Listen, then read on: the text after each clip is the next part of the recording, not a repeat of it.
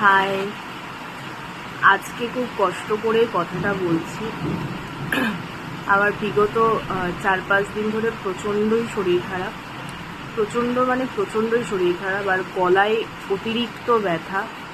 কালকে রাত্রিবেলায়, তখন রাত 1টা বাজে, তখন প্রচণ্ড জ্বর এসেছে। মুখে কোনো স্বাদ নেই, কিচ্ছু নেই।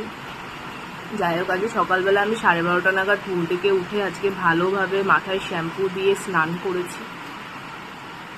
তো তোমাদের সাথে সেরকম কোনো কিছুই আমি শেয়ার করতে পারছি না, সেটা আমার শরীর খারাপ থাকার কারণে। কথাটাও বলছি, সেটাও খুব কষ্টে কথাটা বলছি।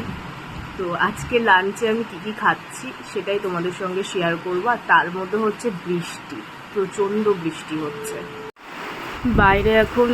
এইরকম বৃষ্টি, তার সঙ্গে এরকম হাওয়া এই দিচ্ছে, ভালো জোরে বৃষ্টি হচ্ছে। সকালবেলাতেও হয়েছে।